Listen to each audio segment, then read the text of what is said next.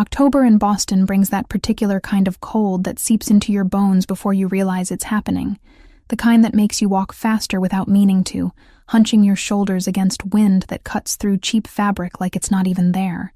I'd been sitting in the Boston Public Library for 6 hours straight, my laptop screen burning into my retinas as I worked through another batch of technical translations, legal documents about pharmaceutical patents that paid 12 cents per word and required absolute precision. My back ached from the wooden chair. My eyes stung from staring at dense Italian medical terminology.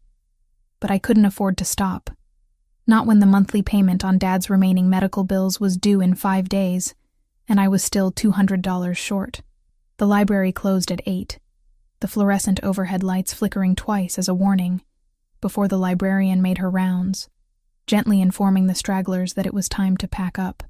I saved my work, backed it up twice because paranoia had become second nature after losing an entire day's work to a corrupted file last month, and gathered my things into the canvas tote bag that had seen better days. The handles were fraying, the fabric stained with coffee from a spill 3 weeks ago, but it carried my laptop and notebooks, and that was all that mattered. Outside, the temperature had dropped at least 10 degrees since I'd entered that afternoon. My jacket, a thin olive green windbreaker I'd bought at a thrift store 2 years ago, did absolutely nothing against the October chill. I tucked my hands into my pockets and started the walk toward the subway station, calculating in my head whether I could afford the fare or if I should save the $2.50 and just walk the 40 minutes back to my kitchenette in Allston. The math wasn't encouraging. Walk it was. I'd made it maybe 3 blocks when I heard the crying, a sound that cut through the ambient noise of traffic and distant conversations, desperate and frightened in a way that made me stop, despite my exhaustion and the cold and my desire to just get home and collapse. An elderly woman stood on the corner of Beacon and Charles Street, right at the edge of Beacon Hill, where the historic brick townhouses gave way to more commercial buildings, and she was crying in a way that suggested complete disorientation, turning in slow circles as people streamed past her without stopping, without even slowing down, because this was Boston, and minding your own business was practically a sport. I shouldn't have stopped. I had my own problems, my own exhaustion, my own desperate situation, but something about the way she clutched her elegant purse to her chest, the quality of her clothing suggesting wealth and care, the pure terror in her eyes as she looked around at a world that had suddenly become incomprehensible, made me walk over to her. "Excuse me," I said gently, touching her arm so softly it was barely contact. "Are you all right? Are you lost?" She turned to me, and the relief that flooded her face was immediate and devastating. And then she started speaking in rapid Italian, words tumbling over each other so fast I had to focus completely to catch them. My Italian was good, fluent even after studying it through college and maintaining it with evening classes I could barely afford. But she was speaking with a thick regional accent that took me a moment to place. Somewhere north, maybe Milan or Como. "Ma'am," I said carefully, switching to Italian myself, letting the language flow naturally despite how exhausted I was. "Breathe, you're safe. Tell me what happened." Her name was Bianca, she told me between gasps and tears, and she'd been walking with her son. They'd been looking at the historic buildings because she'd just arrived from Italy, and everything was so different here, so overwhelming. And then he'd taken a phone call and stepped away, and she'd seen something.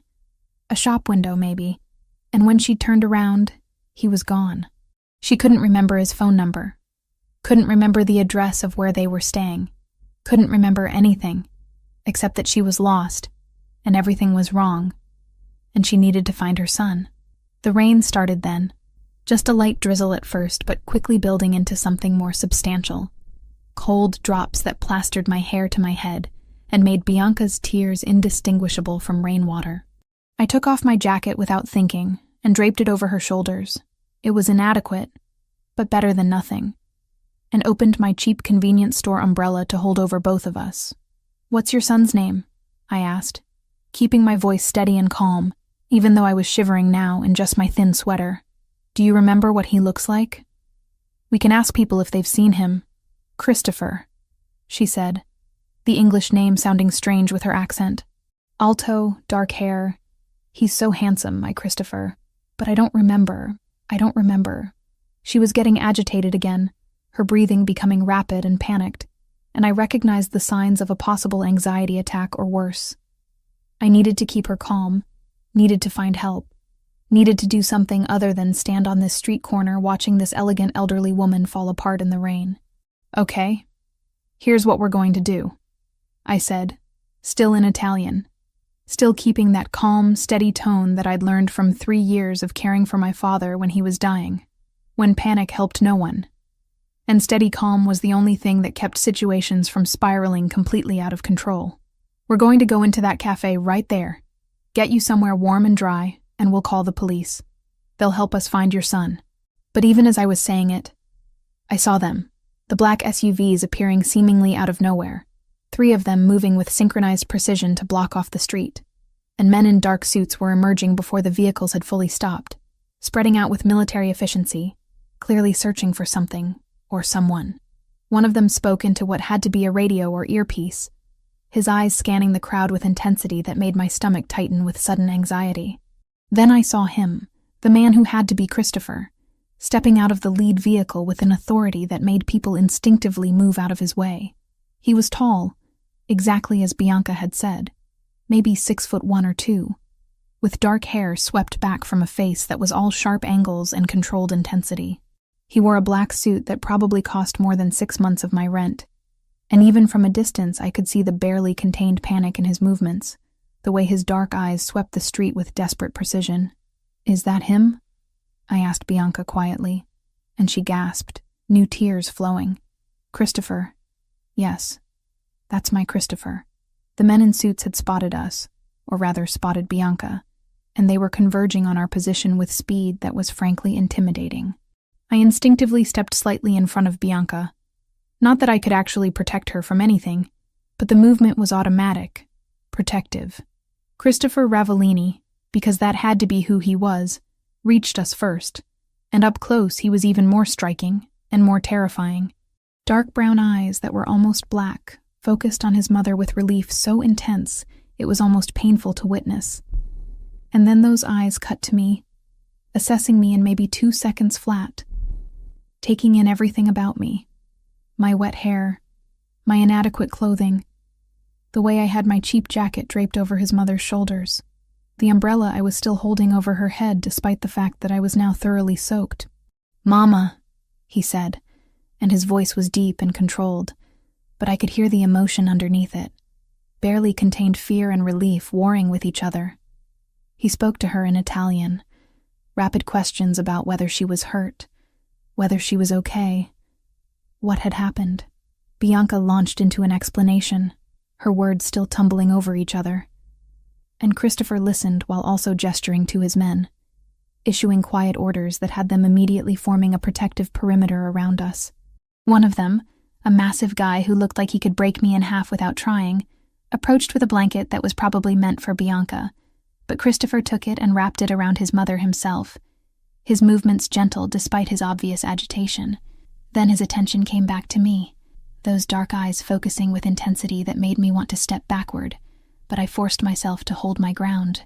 "You found her," he said, switching to English, his accent slight but noticeable. "You've been taking care of her." It wasn't really a question, but I nodded anyway. She was lost and upset. I just stayed with her until you could find her. He studied me for another long moment, and I felt uncomfortably aware of how I must look, soaked and shivering, obviously broke based on my clothing, clearly exhausted from a long day of work. Whatever he saw made something in his expression shift, though I couldn't quite interpret what. "You speak Italian," he said. "I studied in Florence. I work as a translator. What's your name?"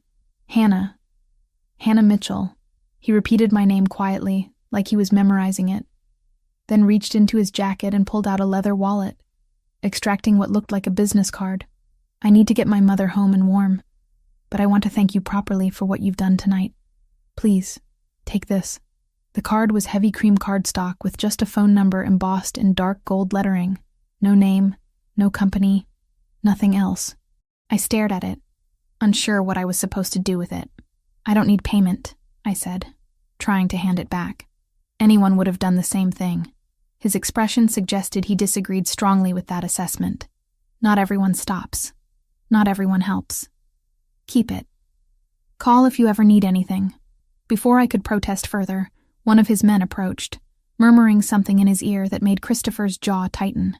He nodded, said something back in Italian too rapid for me to catch, then turned back to me. I need to take her home. But Hannah Mitchell, I remember faces and I remember debts. This conversation isn't over. There was something in the way he said it that sent a shiver down my spine that had nothing to do with the cold and rain. This wasn't a normal grateful son thanking someone for helping his mother. This was something else. Something that felt loaded with implications I didn't fully understand. Christopher helped Bianca into the vehicle himself, taking my jacket from her shoulders and handing it back to me with a nod that might have been respect, or might have been dismissal. I couldn't tell. The wet fabric was cold against my skin as I pulled it back on. The motorcade pulled away with the same precision it had arrived with, and I was left standing on the corner with a business card in my hand and questions spinning through my exhausted brain. I looked down at the card, at the single phone number with no context, then tucked it carefully into my pocket and started walking toward the subway station. I'd saved the $2.50 in fare, I decided.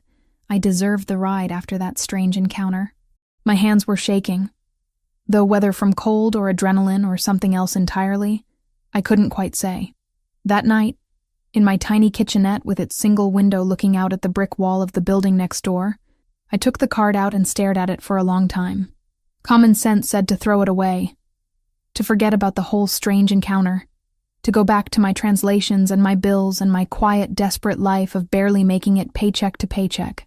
But some instinct I didn't quite trust, made me tuck the card into the drawer of my second-hand nightstand instead. I had no way of knowing that 3 days later, that card would change absolutely everything. 3 days passed before the phone call came. 3 days during which I threw myself back into work with the desperate focus of someone trying not to think about something they absolutely should not be thinking about. I took on extra projects, stayed up until 2 a.m. translating technical manuals about industrial equipment, drank too much coffee and ate too little actual food, and tried very hard not to look at the cream-colored business card sitting in my nightstand drawer. Tuesday afternoon found me hunched over my laptop in a coffee shop in Cambridge, working through a contract dispute between an Italian textile manufacturer and an American distributor, when my phone rang with a number I didn't recognize. I almost let it go to voicemail because unknown numbers were usually either spam or bill collectors, and I wasn't in the mood for either. But something made me answer on the 4th ring. Hello? Miss Mitchell? The voice was female, older, with an accent that was distinctly Italian, but softened by years of speaking English. My name is Lucia Ferraro. I'm calling on behalf of the Ravellini family regarding a potential employment opportunity. My heart did something complicated in my chest. I'm sorry. I'm not sure what you mean. Mr. Christopher Ravellini was very impressed with how you helped his mother last week. He has a proposition for you, if you'd be willing to meet and discuss it. Her tone was professional, businesslike, giving away absolutely nothing about what this proposition might entail. What kind of proposition? It would be better discussed in person. Would you be available tomorrow morning, say 10 o'clock? I can send a car to collect you. Every instinct I had developed over 26 years of life screamed that this was a terrible idea, that I should politely decline and forget I ever met Bianca Ravellini and her intense son, that nothing good could come from getting involved with people who traveled with armed security and gave out business cards with no names on them. But the medical bills were piling up, my rent was late again, and my car had started making a noise that suggested expensive repairs in my near future. I can meet, I heard myself say. But I'll take the tea, just give me an address. There was a pause. Then she gave me an address on Mount Vernon Street in Beacon Hill that I immediately recognized as one of the most expensive neighborhoods in Boston. 10 o'clock, Miss Mitchell. Please be punctual. The next morning, I stood outside a 4-story brick townhouse that probably cost more than I would earn in my entire lifetime, with its black iron railings and pristine window boxes still holding the last autumn flowers. The whole street looked like something out of a historical postcard, cobblestones and gas lamps and buildings that dated back to when Boston was barely more than a colonial port town. I checked the address 3 times before finally climbing the stone steps and pressing the doorbell. The woman who answered was in her 50s, with silver-streaked dark hair pulled back in a neat bun, and an expression that suggested she'd seen everything and was not easily impressed. She looked me over quickly, taking in my best attempt at professional clothing, black pants that I'd had since college, and a gray sweater that was at least clean and unwrinkled, and nodded once. "Miss Mitchell." "I'm Lucia. Please, come in." The interior of the house was quietly magnificent in a way that made my throat tight. Not ostentatious or showy, but everything was quality, from the hardwood floors that gleamed with care to the artwork on the walls that looked like actual originals rather than prints.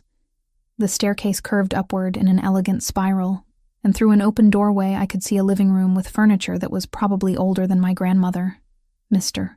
Ravellini will join us shortly," Lucia said, leading me through the house toward the back. "He's finishing a business call. In the meantime, you can meet Mrs. Bianca." We entered a sunroom that faced a small private garden, and there was Bianca, sitting in a comfortable chair by the window with a book in her lap, looking far more composed than she had 3 nights ago in the rain. She looked up when we entered, and her face transformed with recognition and delight. "The kind girl," she said in Italian, setting her book aside. "You came. Christopher said you would come." I crossed to her, taking the hand she offered, and replied in Italian.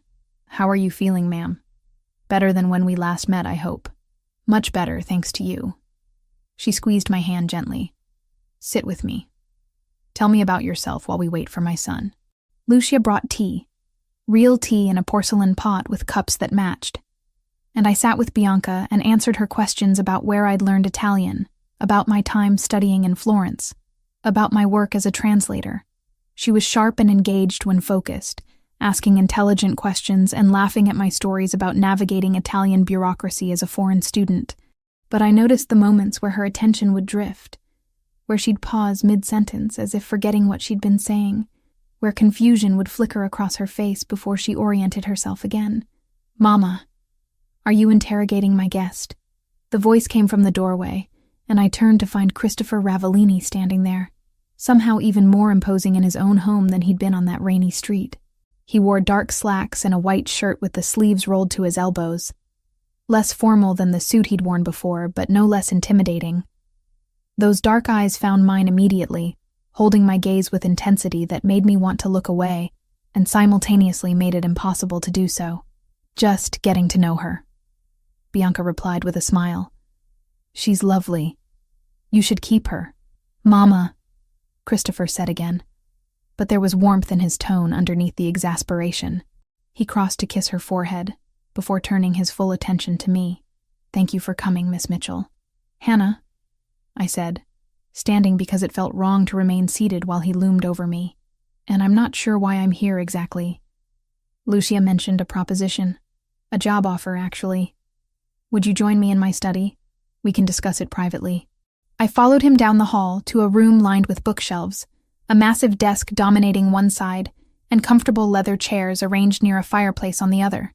He gestured to one of the chairs, and I sat, hyper-aware of how out of place I felt in this space that screamed old money and power. Christopher didn't sit behind his desk, instead taking the chair across from mine, leaning forward with his forearms resting on his knees. "I had you investigated," he said, without preamble. "After that night. I needed to know who you were, whether I could trust you. The bluntness of it should have offended me, but honestly, given the circumstances, it made a certain horrible sense. And what did your investigation tell you? That you're exactly who you appeared to be."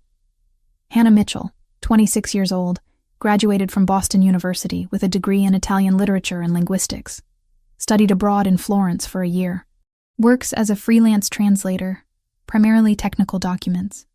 Lives alone in Alston in a studio apartment you can barely afford. He paused.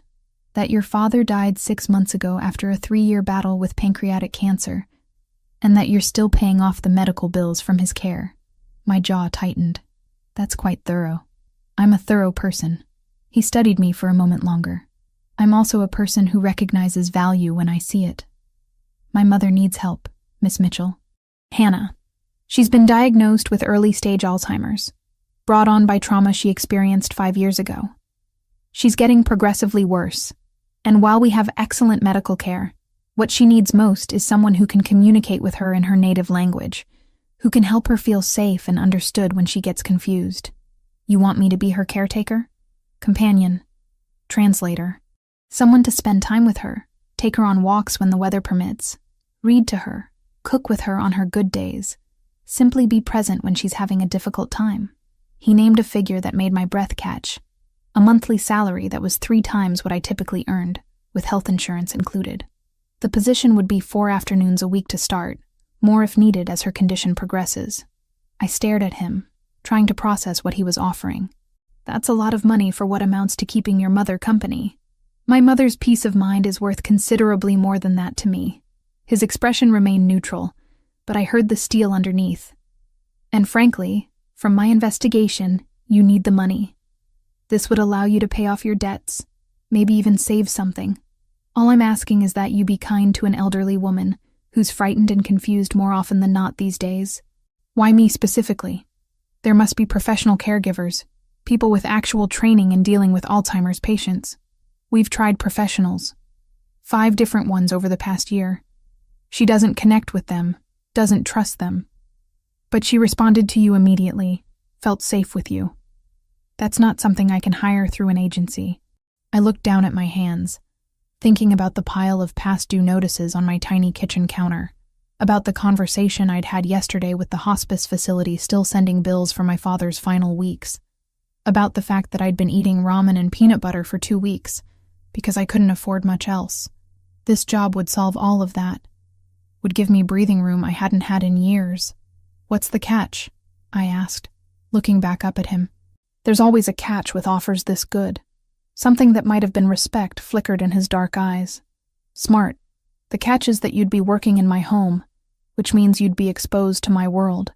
I have security for good reasons. You'd need to sign a comprehensive NDA, agree to background checks, understand that discretion is not optional. What you see and hear in this house stays in this house. What exactly would I be seeing and hearing? The question came out before I could stop it, and his expression hardened slightly. Nothing that would require you to lie to authorities, if that's what you're asking. But I'm a private person with a complicated business, and I value my family's privacy absolutely. He stood, crossing to his desk and pulling out a document. This is the employment contract. It outlines everything: salary, responsibilities, confidentiality requirements, termination conditions. I suggest you take it to a lawyer and have it reviewed before signing. I'm not trying to trap you into anything unethical. I took the contract, flipping through pages of legal language that would take me hours to fully parse. Can I have a few days to think about it? Of course. Take a week if you need it. Though I should mention that my mother has already decided she likes you, and she's been asking when the nice girl who speaks proper Italian is coming back. He walked me to the door, and as I was leaving, he added quietly, I remember debts, Hannah. You helped my mother when no one else would. This is me trying to repay that debt in a way that actually helps you. That's all this is. I nodded, clutching the contract like a lifeline or a trap.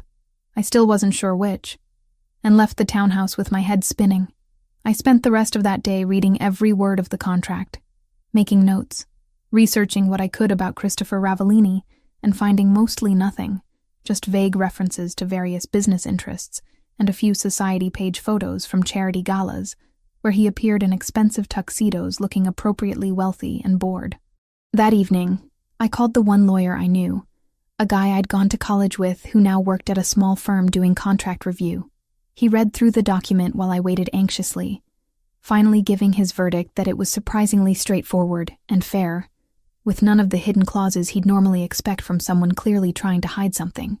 The NDA was comprehensive but not unusual for a high-net-worth individual. The salary was generous but not suspicious, and the termination clause actually favored me more than the employer.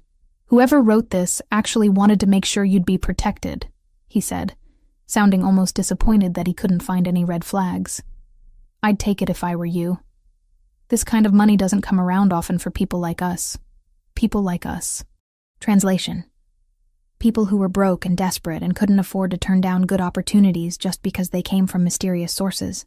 I thanked him for his time, paid his reduced rate with money I really didn't have to spare, and sat in my apartment staring at the contract for another hour. The next morning, I called Lucia and told her I'd take the position. She sounded pleased but not surprised, as if my acceptance had been inevitable, and instructed me to come by the following Monday to begin. Christopher, she informed me, had already arranged for the necessary paperwork to be expedited. And just like that, I stopped being a struggling freelance translator barely scraping by, and became something else entirely, though I wouldn't understand exactly what that something else was until much later, when it was far too late to walk away. A month slipped by faster than I expected, measured in afternoons spent in the Ravellini townhouse, in conversations in Italian with Bianca, in quiet routines that became familiar before I realized they were happening. Monday, Tuesday, Thursday, and Friday, I would arrive at 10 in the morning and stay until 4 in the afternoon. 6 hours that felt simultaneously like minutes and years depending on what kind of day Bianca was having. The good days were wonderful, filled with her stories about growing up in a small village near Lake Como, about meeting her husband Carlo at a festival when she was 19 and he was 22, about raising 2 children in a world that was both privileged and dangerous in ways she described only obliquely. On those days we would cook together in the kitchen that Lucia allowed us to commandeer, making pasta from scratch the way Bianca's grandmother had taught her, the rhythmic motion of kneading dough becoming almost meditative. We'd read together, Italian poetry mostly, Dante and Petrarca and contemporary writers whose names I'd never heard, but whose words moved Bianca to tears or laughter depending on the passage. The difficult days were harder than I'd anticipated, when confusion would descend on her like fog, and she'd forget where she was, who I was, what year it was. She'd call me Sophia sometimes, Christopher's dead sister, and the pain in her voice when she did made my throat tight. Other times she'd become agitated, convinced that someone was coming to hurt her, that the house wasn't safe, that she needed to leave immediately to find people who had been dead for years. Those days I'd learned to speak softly, to not contradict her directly, to redirect her attention rather than try to force reality on a mind that couldn't quite hold it. Christopher was around more than I'd expected for someone who supposedly ran multiple businesses. He'd appear in the doorway of whatever room Bianca and I were occupying, watching us with an expression I couldn't quite decipher. Sometimes he'd join us for tea in the afternoon, sitting quietly while his mother talked, interjecting occasionally with questions or comments that always seemed carefully calculated to keep her engaged and oriented. Other times he'd simply observe for a few minutes before disappearing again, called away by phone calls or meetings or whatever it was he did when he wasn't being a devoted son. I was acutely aware of him whenever he was near, of the way he moved through his home with absolute confidence, of how the household staff deferred to him with respect that bordered on fear, of the men in dark suits who came and went at odd hours and spoke in voices too low for me to overhear. I told myself it was none of my business, that I was here for Bianca and nothing else, that whatever Christopher did in the other parts of his life was separate from the 6 hours a day I spent in his mother's company. But curiosity is a persistent thing, and observation is hard to avoid when you're paying attention. I noticed the calls he'd take in other rooms, the tension in his shoulders when he returned from them. I noticed the way Lucia would sometimes close doors quickly when I approached certain parts of the house. I noticed the security cameras everywhere, the alarm system that was far more sophisticated than necessary for a residential property, the fact that the windows were thicker than normal glass should be. The dinner happened on a Thursday evening in late November, nearly 5 weeks after I'd started working for the Ravellinis. Christopher had mentioned earlier in the week that he'd be hosting some business associates and asked if I'd mind staying later than usual to keep Bianca company, as the gathering might upset her. I'd agreed without much thought, figuring I'd just rid to her in her room upstairs, while whatever meeting was happening downstairs concluded. What I hadn't anticipated was that Bianca would have one of her worst episodes while the house was full of dangerous-looking men in expensive suits. It started during dinner, which Lucia had prepared and served to the guests in the formal dining room, while Bianca and I ate in the smaller breakfast room off the kitchen. Bianca had been fine initially, chatting about a television program she'd watched that afternoon. But halfway through the meal, she'd suddenly gone quiet, her fork frozen halfway to her mouth, her eyes distant and unfocused. "Bianca," I said softly in Italian, "are you all right? They're here," she whispered, her voice taking on a quality I'd never heard before, hollow and terrified. "They've come for us. They've come to finish what they started. No one's here except family and friends. I tried to reassure her, reaching across to touch her hand. You're safe. Christopher is right downstairs. But she was already standing, pushing away from the table so violently that her chair toppled backward, the crash loud in the quiet room. We have to go. We have to run. They'll kill us all, just like they killed Sophia. There was so much blood, so much. I couldn't stop it. I couldn't save her. She was spiraling into full panic, her breathing coming in gasps, tears streaming down her face as she backed toward the door. I moved slowly toward her, keeping my voice calm and steady, even as my heart raced. Bianca, listen to me. Sophia's gone, yes, but you're safe now. Christopher made sure you're safe.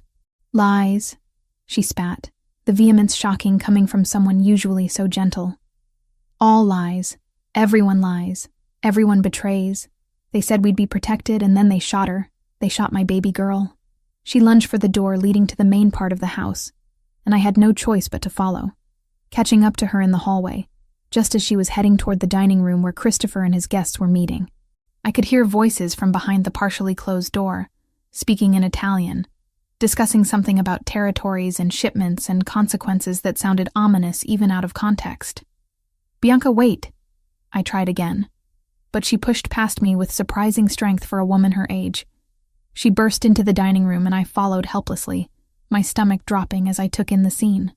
Christopher sat at the head of a long table, surrounded by perhaps 8 men, all of them going silent as Bianca entered, all eyes turning to assess the interruption. The atmosphere in the room was thick with tension. I'd interrupted something important, and possibly dangerous. Traditori! Bianca screamed, pointing at the men around the table. Betrayers, all of you. You promised protection and delivered death. You took my daughter, my Sophia, my beautiful girl. And for what? For power? For money? For your endless wars? Christopher was on his feet immediately, his face a mask of control, even as I saw the pain flickering underneath. Mama, these men had nothing to do with Sophia. Come, let's go upstairs. But Bianca was past hearing reason, lost in memories that were 5 years old, but playing out in her mind like they were happening now. I saw them. I saw the car. I saw the bullets. I saw my daughter die, and all you did was stand there covered in her blood, doing nothing, saving nothing. The words hit Christopher like physical blows, his composure cracking just slightly, just enough for me to see the devastating guilt underneath. The men around the table looked uncomfortable, shifting in their seats, clearly unsure how to handle this breach of whatever formal protocol governed their world. I moved quickly, stepping between Bianca and the table, blocking her view of the men and forcing her to focus on me. Ma'am, I said firmly in Italian, catching her face between my hands so she had to look at me. I know you're frightened. I know the memories hurt. But right now, in this moment, you need to come with me. The garden, remember? You wanted to see if the roses had survived the frost. Let's go check. It was complete fabrication. There had been no such conversation. But sometimes with Alzheimer's patients, the truth mattered less than providing an anchor to pull them back to the present. Bianca blinked, confusion replacing some of the panic, her breathing still rapid but slowing slightly. The roses? She repeated uncertainly. Yes, the white ones you planted last spring. Come on, let's go see them. I gently took her arm and started guiding her back toward the door, meeting Christopher's eyes briefly as we passed. The gratitude there was intense but fleeting, replaced quickly by professional neutrality as he turned back to his guests with apologies I couldn't quite hear. I led Bianca through the house to the sunroom that overlooked the back garden, turning on the exterior lights so we could see the small space even in the November darkness. The garden was mostly bare now, autumn having stripped most of the greenery, but there were still a few hardy plants clinging to life. Tell me about Sophia, I said quietly, once Bianca had calmed somewhat, sitting beside her on the cushioned bench. What was she like? Bianca's eyes filled with tears, but they were calmer tears now, sad rather than panicked. Beautiful, she said, inside and out. She wanted to be a doctor, wanted to help people. Christopher tried to keep her away from the business, from that world, but she insisted on being involved, said she wouldn't hide while her brother carried the burden alone. Her voice broke. It got her killed. I'm so sorry. I said. Because what else could I say? That's a grief no mother should bear. We sat together in silence for a long time, her head eventually coming to rest on my shoulder, exhaustion from the emotional outburst making her small and frail against me. I heard footsteps in the hall behind us but didn't turn, knowing somehow that it was Christopher, that he was checking on us but wouldn't intrude on this moment. When Bianca finally fell asleep against my shoulder, I carefully extracted myself and found Christopher standing just inside the doorway, his jacket discarded, his shirt sleeves rolled up, tie loosened. He looked more disheveled than I'd ever seen him, more human. "Your guests?" I asked quietly. "Gone. I sent them away." He moved closer, looking down at his sleeping mother with an expression that made my heart ache. "I'm sorry you had to see that, had to handle that alone. I'm not alone. I'm with her." I stood, stretching muscles that had gone stiff from sitting still. She was reliving it, wasn't she? The day Sophia died. He nodded, not meeting my eyes. Car accident, supposedly. Wrong place, wrong time. A message meant for me that hit her instead. His jaw clenched. Mama saw the whole thing. She was in the car with Sophia. Somehow came out without a scratch physically, but mentally. He gestured helplessly. She was never the same. The Alzheimer's started within months. Doctors say trauma can trigger it in people already predisposed. "So you blame yourself," I said. Not a question, but a statement of obvious fact. Of course I blame myself. I brought Sophia into this world, this business. I thought I could protect her, thought having her close meant she'd be safe. I was wrong. He finally looked at me. The guilt is the only thing I'm certain of anymore. The vulnerability in his admission caught me off guard. This wasn't the controlled businessman who'd interviewed me, or the distant employer who observed from doorways. This was someone stripped bare by grief and responsibility. And I recognized the expression because I'd seen it in my own mirror often in the 3 years I'd spent watching my father die slowly, feeling helpless to prevent it. "Guilt is the price we pay for loving people we can't save," I said quietly. I spent 3 years watching my father deteriorate from cancer, trying everything, spending money I didn't have on treatments that didn't work, and when he finally died, I felt guilty that I was relieved it was over, guilty that I'd failed him, guilty that I'd survived, guilty that I'd thought maybe I could have tried harder, done more. Christopher studied me with those dark eyes that seemed to see too much. "How do you live with it?" "I don't think you do, really. You just carry it and try to make it mean something. Try to let it make you more compassionate, more present for the people still here." I glanced at Bianca, still sleeping peacefully. She doesn't blame you, you know. The lucid parts of her, when she's herself. She worries about you more than anything else. Worries that you're destroying yourself with this guilt. She said that? Not in those words. But it's there, in how she talks about you. She's proud of you, Christopher. Scared for you, but proud. He was quiet for a long moment, then surprised me by sitting down on the bench where I'd been. His proximity suddenly close enough that I could smell his cologne, something expensive and woody that made me far too aware of him as a man, rather than just my employer. "Thank you," he said finally, "for what you did tonight, for how you handled her. Most people would have panicked or called for help or stood there uselessly. You just stepped in and brought her back. It's what you're paying me for," I said, trying to keep things professional even as my pulse quickened from his nearness. "No.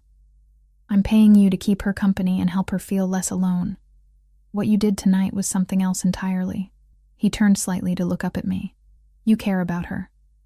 It's not just a job to you." He was right, though I hadn't fully acknowledged it until he said it out loud.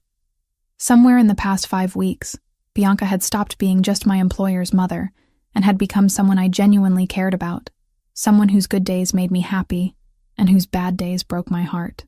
Getting attached was probably unprofessional, definitely unwise, but it had happened anyway. "She's easy to care about," I admitted. "So are you," Christopher said quietly, and the words hung between us heavy with implications neither of us was ready to examine. The moment stretched uncomfortably long before I cleared my throat and stepped back, putting professional distance between us again. "It's late. I should probably head home. I'll have someone drive you." I can take the tea, it's fine. It's nearly midnight, and you're a woman alone. You'll let someone drive you home, or I'll do it myself. The authority in his tone made it clear this wasn't negotiable. In the end, one of his security men drove me home in one of those black SUVs that screamed money and danger, and I spent the entire ride thinking about the way Christopher had looked at me in that garden room, about the vulnerability he'd shown, about the fact that I'd called him Christopher instead of Mr. Ravellini, and he hadn't corrected me. I was starting to realize that somewhere along the way, the boundaries between employer and employee, between professional and personal, had begun to blur in ways that should probably concern me more than they did. But as I lay in my narrow bed in my cramped apartment that night, I found I couldn't quite regret the blurring, even knowing it was probably the beginning of something I wasn't prepared for. I discovered the truth about Christopher's world the way most secrets are uncovered, not through dramatic revelation, but through accumulated evidence that suddenly crystallizes into undeniable reality. It happened 2 weeks after the incident with Bianca and the business dinner, on a Tuesday afternoon when I arrived at the townhouse and found the atmosphere different, charged with tension that made the security personnel more alert, the household staff quieter than usual. Bianca was having a good day, which was fortunate because it meant I could focus on the undercurrent swirling through the house rather than managing a crisis. We'd settled in the library, working through a collection of Italian folk tales she wanted to read, when raised voices from Christopher's study down the hall broke through the quiet. The door wasn't completely closed, and sound carried in the old house despite its solid construction. I shouldn't have listened. I knew that even as I found myself straining to hear, but curiosity and concern warred with professional distance, and curiosity won. The conversation was in Italian, rapid and heated, and I caught fragments that made my blood run cold. The shipment was intercepted. A male voice I didn't recognize said, "The Greco family is claiming the territory as theirs now, saying we violated the agreement." "There was no agreement about the waterfront," Christopher replied, his voice hard in a way I'd never heard it. "That's been Ravellini territory for 30 years. They're pushing back, hard. There've been threats, Christopher, against you specifically. Let them threaten. They know what happens when threats become actions." Another voice chimed in, younger, more agitated. "We need to respond now. Make an example. Show them we're not backing down." "And start a war that gets more people killed?" Christopher's voice cut through sharply. "I've had my fill of bloodshed, thank you. We'll handle this strategically, not emotionally." The word bloodshed echoed in my mind as Bianca asked me a question about the story we'd been reading, and I had to force myself to focus, to answer coherently while my thoughts spun. I'd known, intellectually, what Christopher probably was. The NDA and the security and the careful way people treated him had all pointed in one obvious direction. But knowing abstractly, and hearing it confirmed in stark terms about territories and threats and violence were entirely different things. When the meeting broke up 20 minutes later, I heard multiple sets of footsteps heading toward the front door, voices lowering to murmurs I couldn't make out. Bianca had dozed off in her chair, the book fallen into her lap, and I sat frozen trying to process what I'd overheard, and what it meant for me to continue working here. Christopher found me like that, still sitting beside his sleeping mother, staring at nothing while my mind raced. He appeared in the library doorway, and I knew immediately from his expression that he was aware I'd heard at least part of the conversation. His face was carefully neutral, but tension radiated from him in waves. "Hannah," he said quietly. "Can we talk? Privately?" I glanced at Bianca, unwilling to leave her alone even though she was sleeping peacefully. "Lucia is right outside," he added. "She'll stay with Mama while we speak." I followed him to his study, my heart pounding, unsure whether I was about to be fired or warned or something worse. He closed the door behind us and gestured to one of the leather chairs. But I remained standing, needing the small assertion of control. "You heard," he said. "Not a question. Some of it. The walls aren't as thick as you probably think they are." He nodded, moving to the window that overlooked the street, his back to me. "And now you're frightened. Of me. Of this house. Of what being here means. Are you involved in organized crime?" The question came out blunter than I'd intended, but I was tired of dancing around obvious truths. "That's a complicated question with an even more complicated answer." He turned to face me, and the expression on his face was tired, older somehow than his 32 years. My family has been part of a certain world for 3 generations. My grandfather built an empire through means that were sometimes legal and sometimes not. My father maintained it, expanded it. When he died, the responsibility fell to me. That's not an answer. Yes, he said flatly. I run an organization that operates outside the law in many of its activities. Import, export, protection, gambling, other ventures I won't detail because you don't need that knowledge for your own safety. Does that satisfy your need for honesty? My mouth went dry. Hearing him confirm it so directly made it real in a way that suspicion never had. Why tell me this? Why not just fire me and have me sign more NDAs? Because you deserve the truth, and because I won't insult your intelligence by continuing to pretend you haven't figured out what I am. He moved closer, not threateningly, but with intensity that made me want to step back even as I held my ground. I'm not a good man, Hannah. I've done things that would horrify you if you knew details.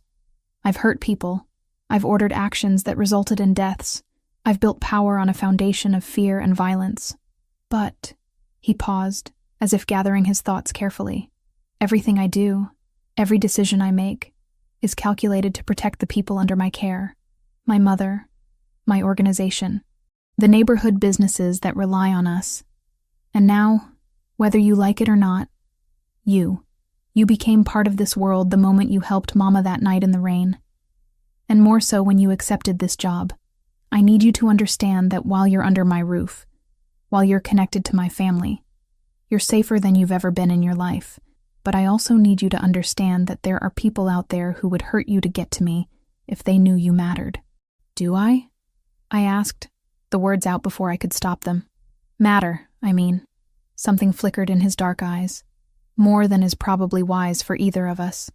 The admission hung between us, heavy with implications I wasn't ready to examine. I crossed to one of the chairs and sat down, because my legs felt suddenly unsteady. I should quit. Pack my things and walk away, and pretend I never met your family. You should, he agreed. That would be the smart thing, the safe thing. But you won't. How do you know? Because you're not someone who walks away when things get complicated. You spent 3 years caring for a dying father, when you could have placed him in a facility and gone on with your life. You stopped to help lost elderly women in the rain when everyone else just walks past. You stay with my mother through her worst episodes, instead of calling for help and stepping back. He leaned against his desk, arms crossed. You see people who need something and you help them, even when it costs you. It's who you are. He wasn't wrong, and I hated that he'd read me so accurately. This is different. This is dangerous. Life is dangerous. You could get hit by a bus tomorrow.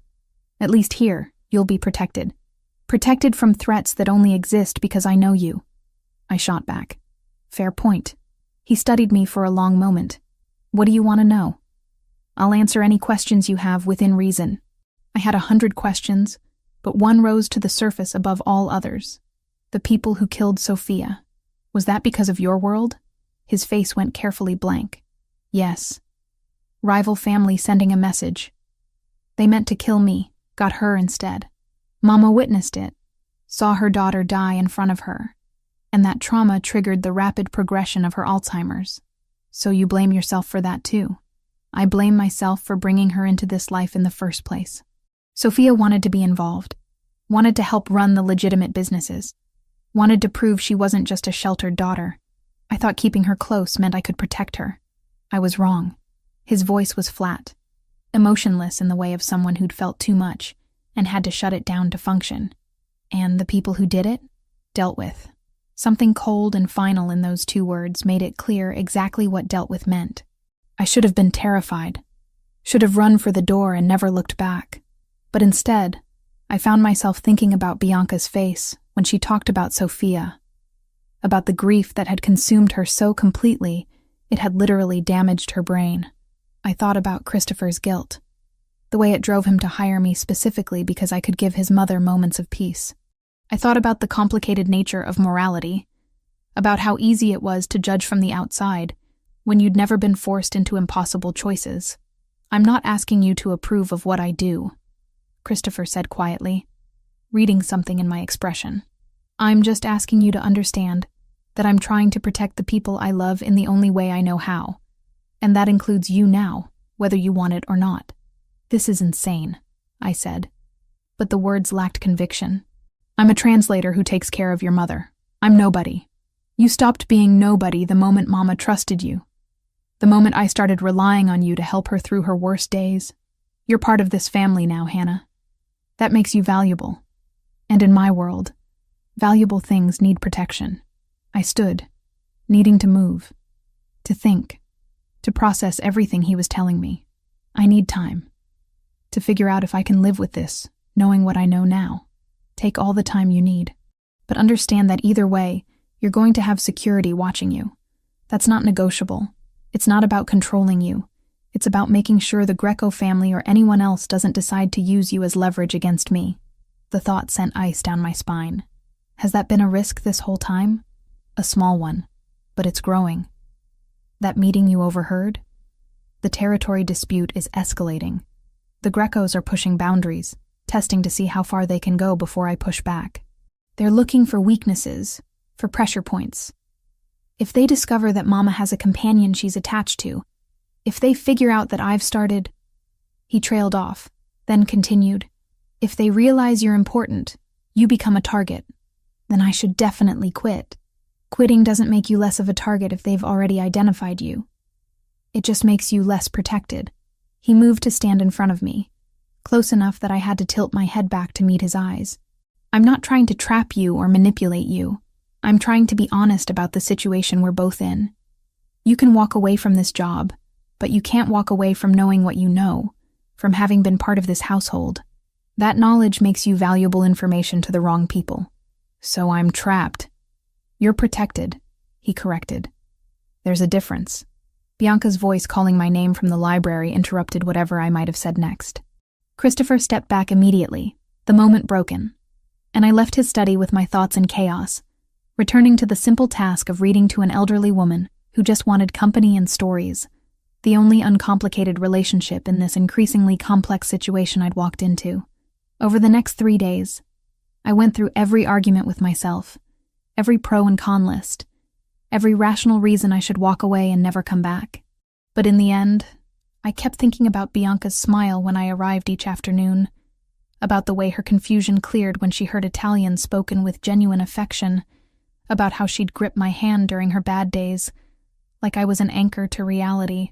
And I thought about Christopher, about the guilt that drove him, about the impossible weight of responsibility he carried, about the brief moments of vulnerability he'd shown me when the mask slipped, and I saw the man underneath the power.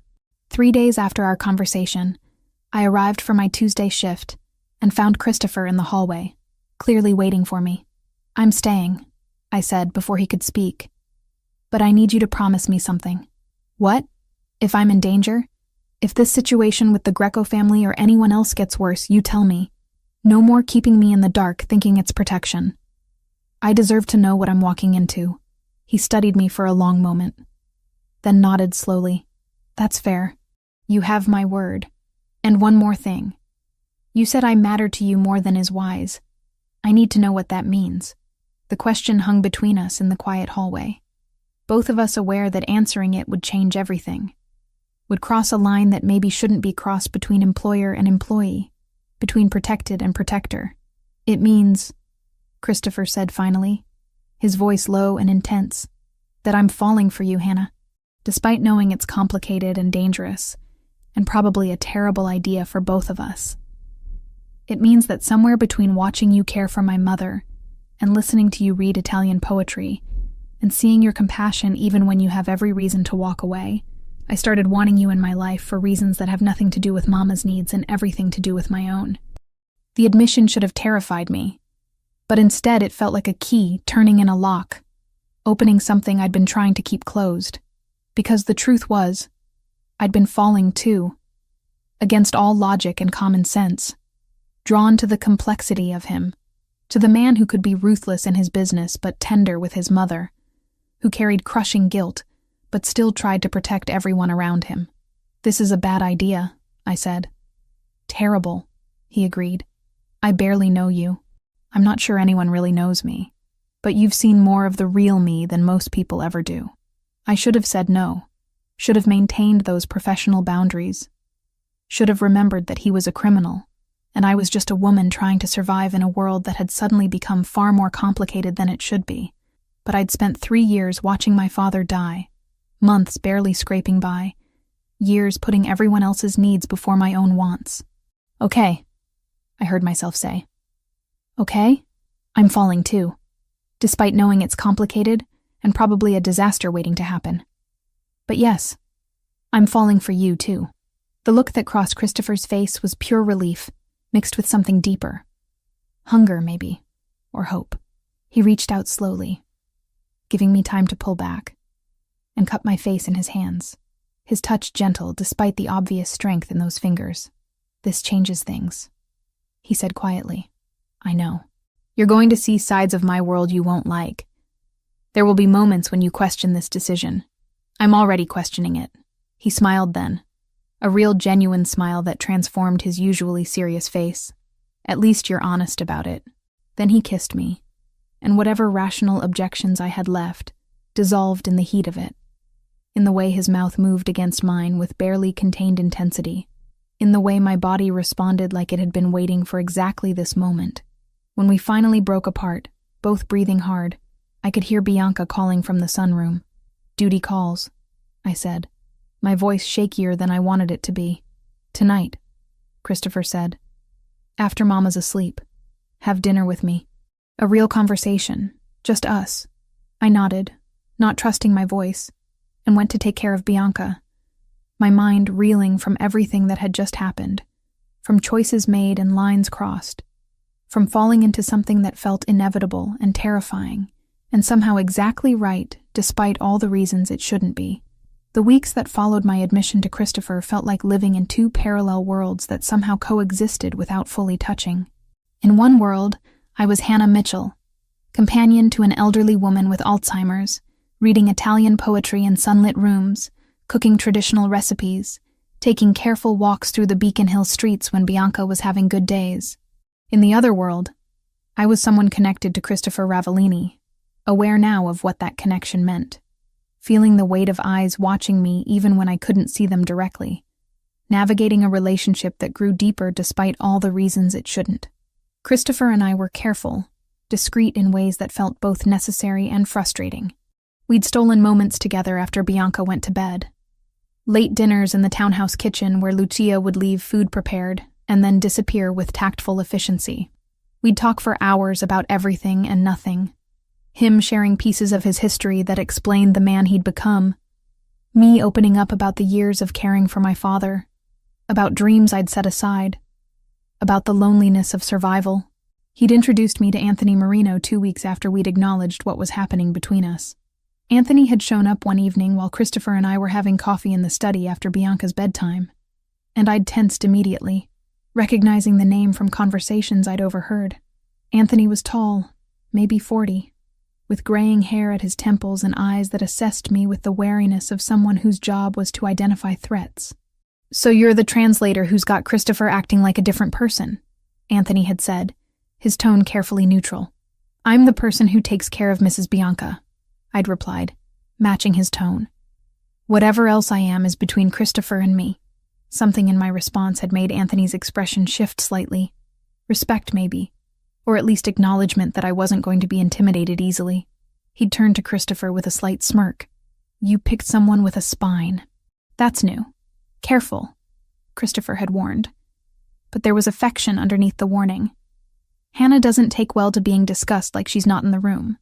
Over the following weeks, Anthony had become a semi-regular presence when I was around, initially watching me with that careful assessment, gradually relaxing into something that felt almost like acceptance.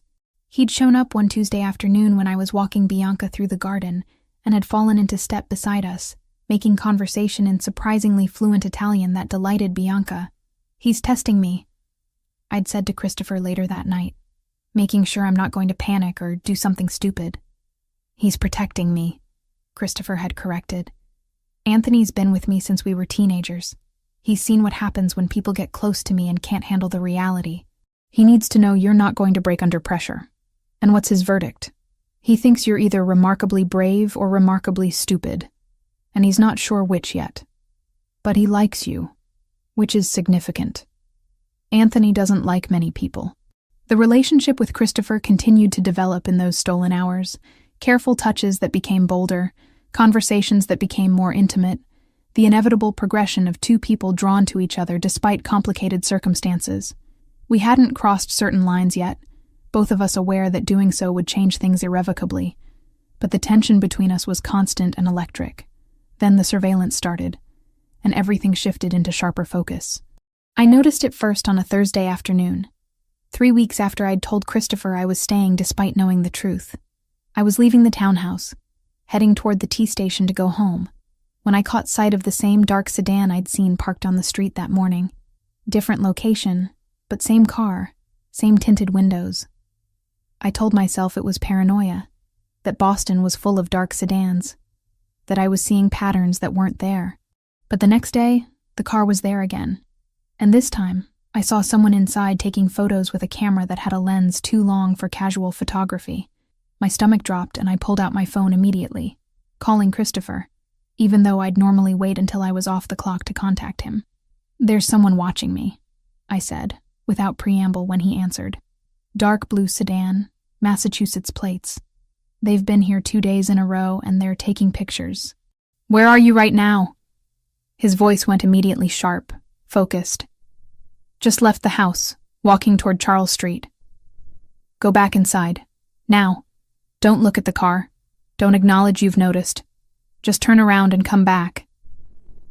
I did as he said, my heart pounding, aware now of how exposed I was on the street, how vulnerable. The townhouse door opened before I reached it, one of Christopher's security men there to usher me inside quickly, and suddenly the house that had felt comfortable and safe felt like a fortress under siege. Christopher appeared within minutes, having clearly been somewhere nearby, his expression controlled, but his eyes hard with anger that wasn't directed at me. He pulled me into his study and closed the door, then immediately made a call, speaking in rapid Italian to someone, issuing orders about checking footage and running plates, and finding out who was watching his house. "How long?" I asked when he hung up. "I don't know yet, but we'll find out." He moved to the window, looking out at the street with the careful attention of someone cataloging every detail. "This is exactly what I was afraid of. The Grecos or someone else figuring out you matter. Maybe they're just watching the house generally, not me specifically. They waited until you left to start taking photos." His voice was flat, stating facts. "They're establishing your routine, learning your patterns. That's threat assessment, Hannah. They're deciding whether you're worth using." The words sent ice through my veins. "What do we do?" "You get security. Permanent, not just when you're here. Someone with you at all times when you're out of this house." He turned to face me. "And before you argue that it's too much or you don't need it, understand that this isn't negotiable." Not anymore. I wanted to argue, wanted to insist I could take care of myself, but the fear trickling through me won out over pride. "Okay, but I can't have obvious security following me everywhere. My neighbors will ask questions. Then they'll be discreet, but they'll be there." He came closer, his hand coming up to cup my face. "I won't let anything happen to you. I promise you that." "You can't promise that. You don't control everything." "No, but I control considerable resources, and every single one of them is now focused on keeping you safe." The intensity in his dark eyes was almost frightening in its absoluteness. "The Grecos want to push boundaries. They just crossed the wrong line." Within 24 hours, I had a security detail. 2 men who worked in shifts. Always there, but maintaining distance. Professional enough that I could almost pretend they weren't following me to the grocery store and library and back to my apartment. Christopher's people had also identified the surveillance team, confirmed they were working for Nicholas Greco, and the information had led to a tense meeting I wasn't privy to, but heard about secondhand from Anthony.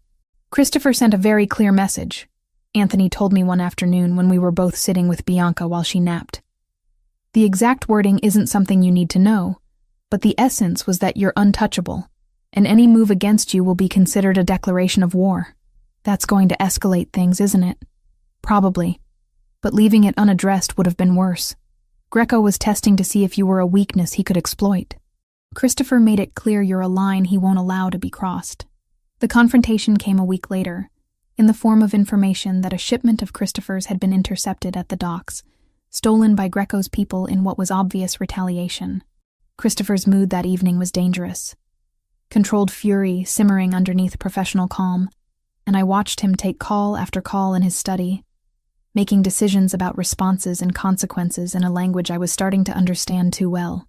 "You should go home," he told me that night after Bianca was asleep. "This is going to get uglier before it gets better." "That's exactly why I'm staying." I moved closer to where he stood by the window. "You said I matter to you." "That works both ways, Christopher. I'm not running just because things got complicated." He turned to face me, and the look in his eyes was raw with emotion he rarely showed. "I'm trying to protect you. I know. But I don't need protection from you, from being here with you. I need protection from the people who want to hurt you through me. There's a difference. Hannah, you don't understand what this world is like when conflict escalates. People get hurt. People die. And I can't guarantee I can keep you completely safe if you're in the middle of it. Then don't keep me in the middle of it," I said, the solution suddenly obvious.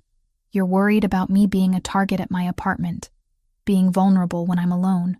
So don't let me be alone." He stared at me. "What are you suggesting?" "I'm suggesting I stay here. Not forever, not permanently necessarily, but until this situation with Greco resolves. I'm here most days anyway with Bianca, and you have security, proper protection. It makes more sense than me going back to an apartment with just 2 guards who can't actually be with me inside. You're asking to move in. I'm asking for the practical solution to the problem you're trying to solve." I held his gaze. "Unless you don't want me here that much. I want you here too much," he admitted. "That's the problem. Once you're here, once you're part of this household completely, walking away becomes harder. For both of us. Maybe I don't want it to be easy to walk away." The admission hung between us for a long moment before Christopher closed the distance and kissed me. And it was different this time. Urgent and hungry and full of weeks of carefully maintained distance finally breaking. When we pulled apart, both breathing hard, his forehead rested against mine. "Stay," he said. "Move in. At least until this is settled. The guest room on the 3rd floor, it's yours. I'll have Lucia prepare it." "The 3rd floor?" I raised an eyebrow. "Where's your room?" "Also the 3rd floor. Different end of the hall." "That's very proper of you. I'm trying to maintain some semblance of boundaries while you're living under my roof, and technically still employed to care for my mother." But the heat in his eyes suggested boundaries were becoming increasingly theoretical. "What if I don't want boundaries?" His jaw clenched. "Hannah, if we cross that line, there's no going back to professional distance.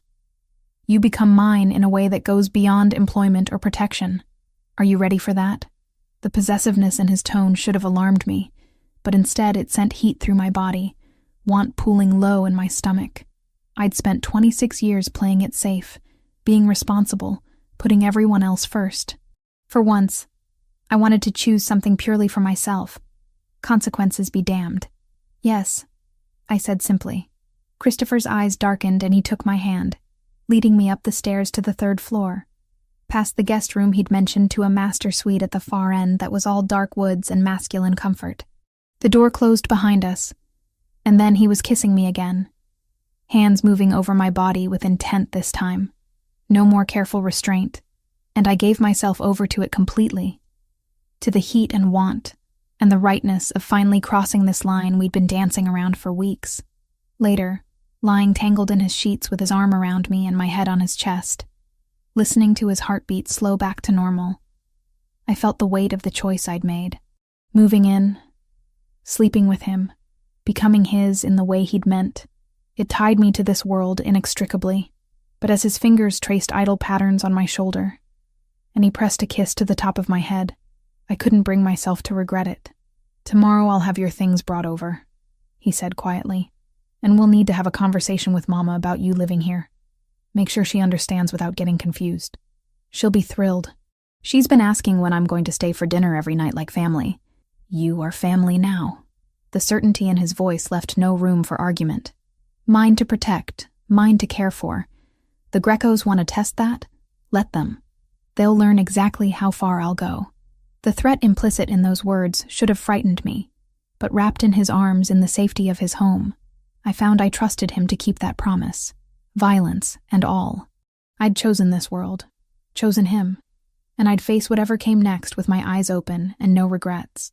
Living in the Ravellini townhouse changed everything in ways both obvious and subtle. The morning routines became shared. Christopher and I passing each other in the hallway as he left for whatever business required his attention. Me heading downstairs to help Bianca with breakfast.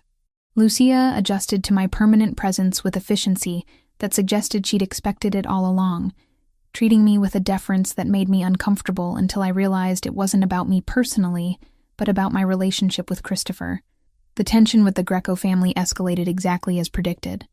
2 days after I'd moved in completely, bringing the few possessions I owned from my apartment in Alston, Christopher received word that another shipment had been hit, this one significantly more valuable than the first. The response came in the form of closed-door meetings with Anthony and other men whose names I didn't know and didn't ask for, conversations conducted in voices too low for me to overhear even when I was in adjacent rooms. "It's going to get worse before it stabilizes," Anthony told me one afternoon, when we were both keeping Bianca company in the sunroom. She'd fallen asleep in her chair, exhausted from a morning of confusion and agitation, and Anthony had appeared with the quiet assumption that watching over her was now a shared responsibility. "Greco's pushing hard, testing boundaries. Christopher's been trying to handle it without direct retaliation, but there's a limit to how much territory he can lose before his own people start questioning his leadership." "What would direct retaliation look like?" I asked, not entirely sure I wanted the answer. Anthony gave me a look that suggested he was deciding how much honesty I could handle. "Nothing you need details about. But Christopher's been different since you came into the picture. More measured, more careful about consequences. The old Christopher would have already burned down half of Greco's operations. This Christopher is trying to find solutions that don't involve body counts. Because of me. Because you make him want to be better than what this life usually requires. Whether that's sustainable long-term? We'll see." He checked his phone, frowning at whatever message he'd received. "But right now, it's making things complicated. His men need to see strength. Greco needs to see consequences. And Christopher's trying to balance all of that with keeping you insulated from the worst of it." I thought about that conversation later that evening, when Bianca had her worst episode since I'd started working for the family. It began during dinner, which I'd been taking with her in the breakfast room, while Christopher met with associates in his study. One moment she was eating peacefully. The next she was standing abruptly, her chair falling backward with a crash that brought Lucia running. "They're here," Bianca gasped, backing toward the wall. "In the house, I can hear them. They've come to finish it, to kill us all like they killed my baby." I moved toward her slowly, keeping my voice calm. "Ma'am, no one's here except family. You're safe." But she was beyond hearing, lost in memories that were 5 years old, but playing out as present reality. She made for the door with surprising speed, and I followed, my heart sinking, as I realized she was heading toward Christopher's study, where the door was partially open, and I could see men gathered around the desk, papers spread out that probably contained information I shouldn't see. "Bianca, wait," I called, but she burst into the room before I could stop her. "Traditori," she screamed, the Italian word for traitors cutting through whatever conversation had been happening. "All of you, liars and killers, you promised protection and delivered death. You took my Sophia, my beautiful girl. You took her, and left me with nothing but blood and screaming." Christopher was on his feet immediately, his face a mask of control, even as I saw the pain flickering underneath, the guilt that never fully left him. The men around the desk had gone silent, clearly uncomfortable with this breach of the carefully maintained facade of business as usual. I stepped between Bianca and the men, blocking her view, forcing her to focus on me instead of whatever demons she was seeing. "Ma'am, look at me, just me. Do you know who I am?" Her eyes were wild, unfocused, but after a moment recognition flickered through. "Hannah?" "Yes, Hannah. And right now, you and I are going to go outside and look at the stars.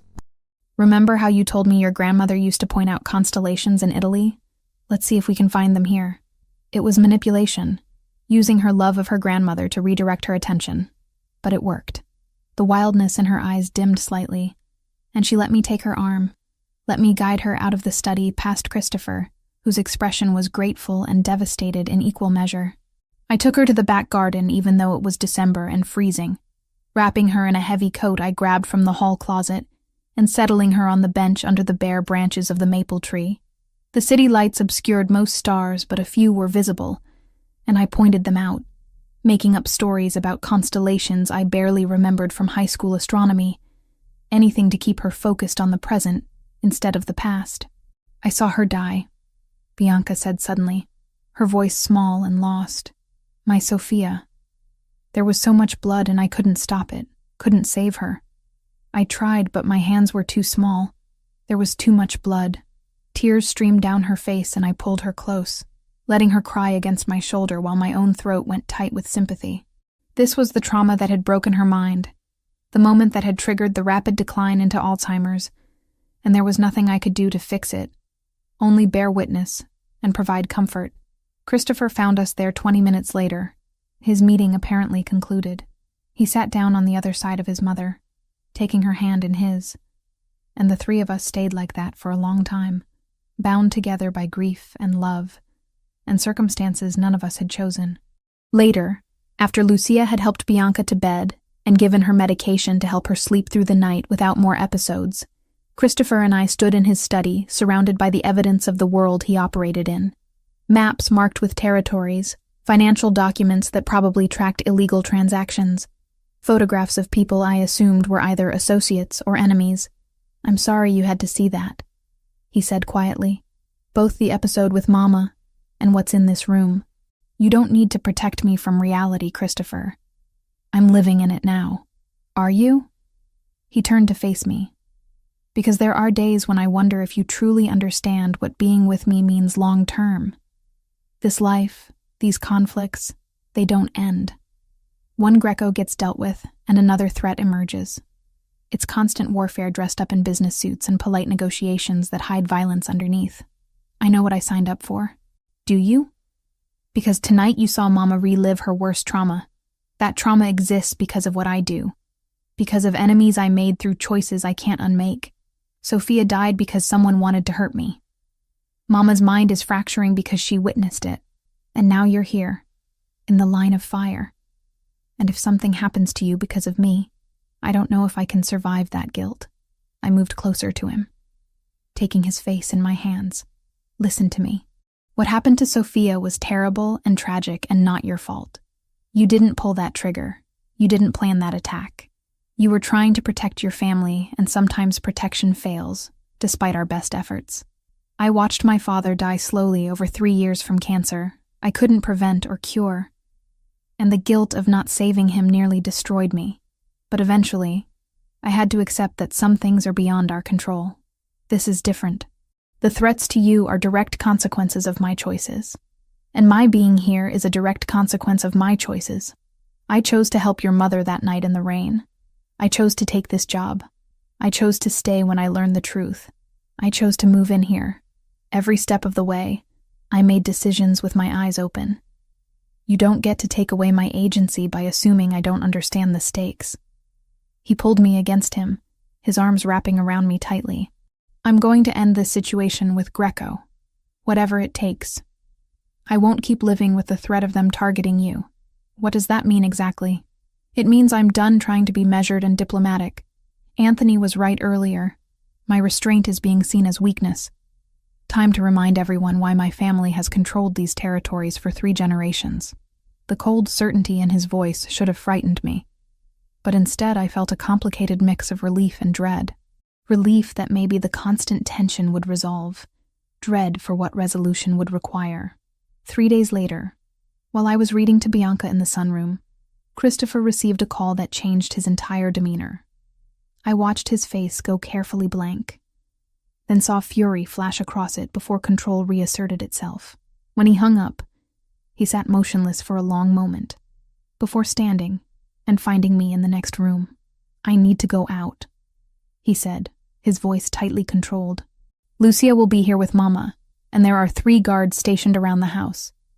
You don't leave for any reason until I get back, understood? What happened? Greco made a mistake. A big one. I'm going to make sure he understands exactly how big. He kissed me hard, desperately, then left before I could ask more questions. He was gone for 6 hours. The longest 6 hours of my life. I stayed with Bianca, kept her calm and entertained. But my mind spun with possibilities, with fears I couldn't quite articulate. When Christopher finally returned, it was nearly midnight. His clothing was pristine, no signs of violence. But something in his eyes suggested he'd witnessed or participated in things he couldn't unsee. "Is it over?" I asked when he found me in his study where I'd been pretending to read while actually just waiting for him. "The acute phase is over. Greco's been arrested on charges that should keep him locked up for decades if the system works the way it's supposed to. Financial crimes, mostly. Evidence that mysteriously appeared in federal hands this afternoon. His second-in-command has already reached out to negotiate terms for peaceful coexistence going forward. You chose to go legal route instead of violent one. I chose the route that removes the threat permanently without adding to my body count. The FBI has been wanting to bring down Greco for years. They just needed evidence. I provided it." He moved to the bar and poured himself a drink, downing it in one swallow. "It's not noble, Hannah. I'm not a good man just because I chose one method over another. I still destroyed a man's life and freedom to protect what's mine. What's yours being me and Bianca. And everyone else in this organization who would have been collateral damage if this had escalated to full warfare. But yes, primarily you and Mama. Everything I do starts from protecting you two." I went to him, wrapping my arms around him from behind, feeling the tension in his shoulders. "Thank you for choosing the path with less bloodshed. I know it probably wasn't the easier choice politically. Anthony thinks I've gone soft. My captains are confused about why I didn't retaliate more directly. But I don't care what they think as long as you're safe. We stood like that for a long time, the weight of the past weeks finally lifting slightly. Though I knew from what Anthony had said that there would always be other threats, other conflicts. This life Christopher had inherited didn't offer exits, only temporary reprieves between crises. But for tonight, with his mother sleeping peacefully upstairs and the immediate threat neutralized, we could pretend that the world was simpler than it was, that love and protection were straightforward rather than complicated, that choices didn't carry consequences that rippled out in ways we couldn't always predict or control. "Come to bed," I said quietly. "Tomorrow will bring whatever it brings. Tonight we've earned some peace." He turned in my arms and kissed me, and whatever darkness he'd witnessed or participated in that day, he left it outside the bedroom door, choosing instead to be just a man with the woman he loved. Complications be damned. The next few days would test that fragile peace, would force us to confront realities we'd been avoiding. But for now we had this moment, and we took it gratefully. The peace that settled after Greco's arrest lasted exactly 4 days before shattering in the worst way possible. I was at a pharmacy 3 blocks from the townhouse, picking up a prescription for Bianca that needed to be refilled, accompanied by one of Christopher's security men whose name was James, a quiet professional who'd been shadowing me for weeks now. The pharmacy was one Christopher had approved, vetted for safety, in a neighborhood he controlled. I should have been safe. I should have been, but I wasn't. It happened so fast that I barely processed it until it was over. One moment I was at the counter waiting for the pharmacist to confirm the prescription details. The next, a van screeched to a stop outside, and 3 men rushed through the door. James moved immediately to intercept, but there were too many of them, and they knew exactly what they were doing. I heard a sound like a punch, saw James drop, and then hands were grabbing me, yanking me toward the door before I could scream. I fought, clawing and kicking and trying to make myself as difficult to move as possible. But they were professionals, and I was just a 26-year-old woman who'd never been in a real fight in my life. Someone pressed something cloth covered over my mouth and nose, chemical smell making my head swim. And then the world tilted sideways into darkness. When I woke, my head pounded, and my mouth tasted like copper and chemicals. I was sitting in a chair in what looked like an abandoned warehouse. Concrete floors and high ceilings and the smell of salt air suggesting we were somewhere near the water. My hands were zip-tied to the chair arms and my ankles were similarly bound. Panic clawed at my throat, but I forced it down, forced myself to breathe slowly and assess the situation. 3 men stood near a doorway about 20 feet away, speaking in voices too low for me to hear clearly. One of them noticed I was awake and said something that made the other 2 turn.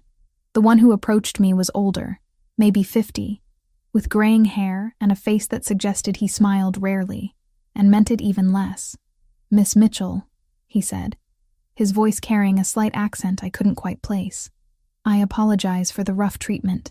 My men were instructed to be careful with you, but speed was necessary. Who are you?" My voice came out shakier than I wanted it to. "My name is Nicholas Greco. I believe you've heard of me." Ice flooded my veins.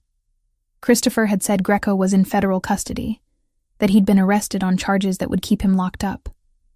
But clearly intelligence had been wrong, or circumstances had changed, because he was very much here, and very much not in prison. "Christopher will come for me," I said, trying to project confidence I didn't feel. "I'm counting on it. That's rather the point of this exercise." Greco pulled over a metal folding chair and sat down across from me, close enough that I could see the cold calculation in his eyes. "You see, your Christopher made a significant error when he chose to use legal channels against me rather than traditional methods. He thought he was being clever, avoiding bloodshed while still removing me from the board. What he failed to anticipate was that I have resources he didn't account for, connections that ensured my release within hours of arrest. So you took me to what? Punish him? Kill me in retaliation? Kill you?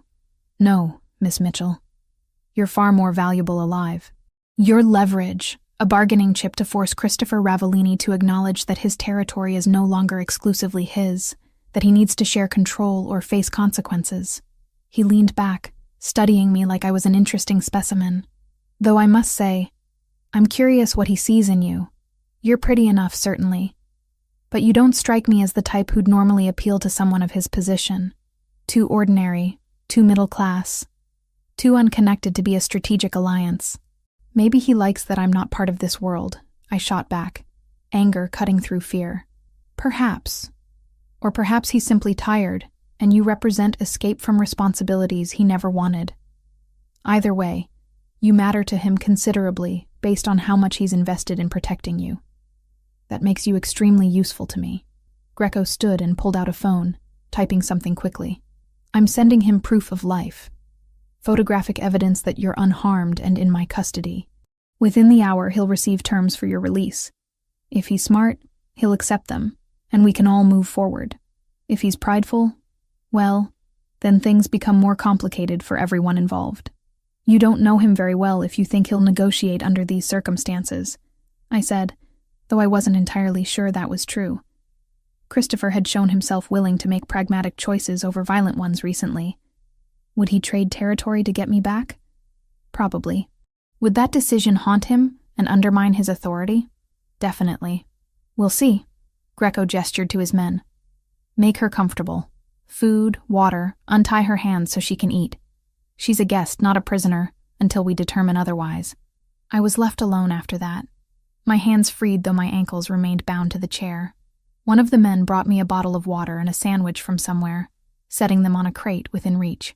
The surreal normalcy of being offered lunch while kidnapped almost made me laugh, but I swallowed the hysterical sound and forced myself to eat because I needed my strength for whatever was coming. Hours passed. I had no way to track time exactly, but the light coming through high windows shifted from afternoon to evening to darkness. No one spoke to me directly, though I overheard fragments of conversations in Italian and English, enough to understand that Christopher had received the proof of life and had responded, though not in the way Greco expected. "He's not negotiating," one of the men said, sounding nervous. "He's threatening full-scale war if we don't release her immediately." "Let him threaten," Greco replied calmly. "He won't start a war that could get her killed. He cares too much." But Greco didn't know Christopher the way I was starting to. Christopher would absolutely start a war if he thought it was the only way to get me back safely. The question was how much time I had before that war arrived at this warehouse. The answer came sooner than I expected. Just past what I guessed was midnight based on how deeply dark it had become outside, I heard sounds in the distance. Shouts, then gunfire, brief and sharp. Greco's men scrambled to defensive positions, weapons appearing from nowhere, and I was suddenly very aware of how exposed I was, tied to a chair in the middle of a space that was about to become a battlefield. "Move her to the back room," Greco ordered, and 2 men grabbed my chair, carrying me awkwardly through a doorway into a smaller space with no windows. They left me there in darkness, punctuated only by the sounds of the assault happening somewhere nearby. The gunfire intensified, closer now, and I heard voices shouting commands in English and Italian. Then the door to my room burst open and I flinched, expecting Greco's men or worse.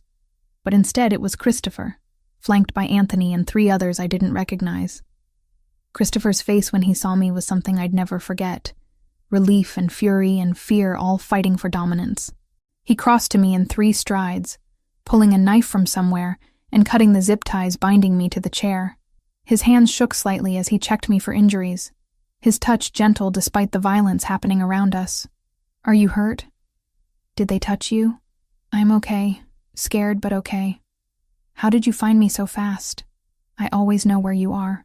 He helped me stand, my legs unsteady from hours of sitting. "There's a tracker in your phone, another in your watch, a third in the sole of your shoe." The moment James didn't check in, I knew something was wrong and activated all of them. "That's excessive. That's what kept you alive long enough for me to get here." He pulled me against him briefly, then released me to Anthony. "Get her to the car. I need to finish this." "Christopher, no," I started, but he was already moving back toward the main warehouse space where I could still hear sounds of conflict. Anthony's hand on my arm was firm. "Come on. He needs to know you're safe before he can focus on cleaning this up." I let Anthony lead me out through a side exit where several black SUVs were waiting, engines running. He put me in the back of one and climbed in beside me, and within seconds we were pulling away from the warehouse. I twisted in my seat, looking back at the building we were leaving behind, where Christopher was still dealing with Greco and his men in whatever way he deemed necessary. "Is he going to kill them?" I asked quietly. Anthony was silent for a moment. "Probably not all of them. But Greco? After this, Christopher won't make the mistake of leaving him alive to be a threat again." The certainty in his voice should have horrified me. But instead, I just felt numb. I'd been kidnapped and held for hours because of Christopher's world, because of what he was, and what his enemies saw as acceptable tactics.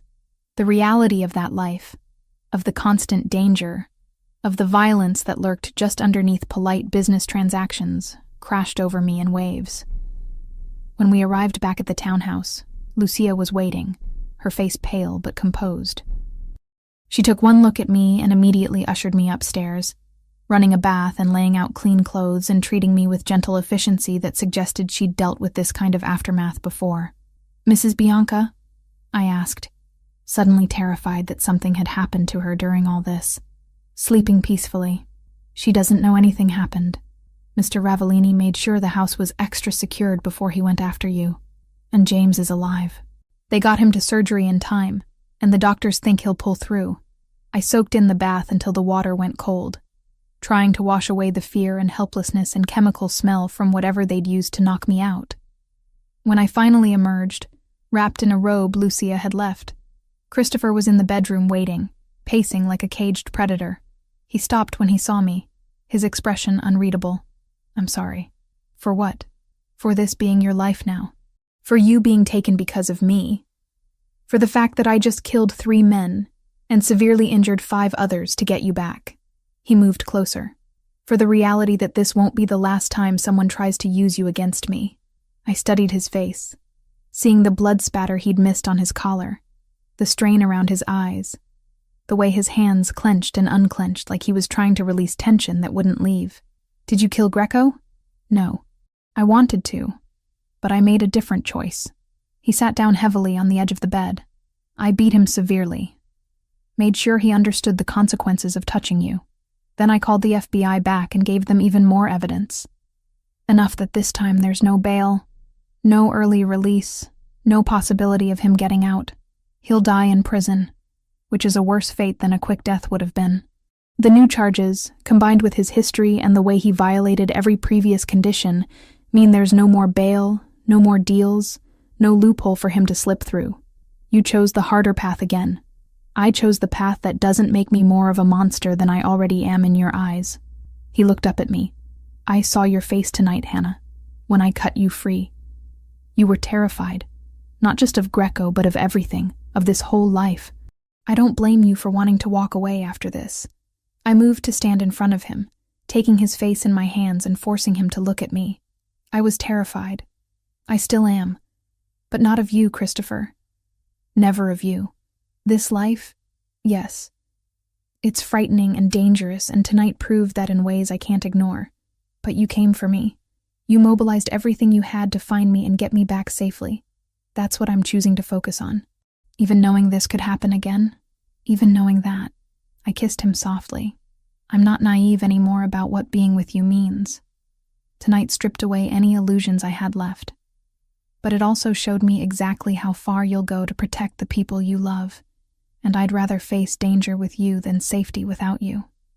He pulled me against him, holding me so tightly it almost hurt. I love you.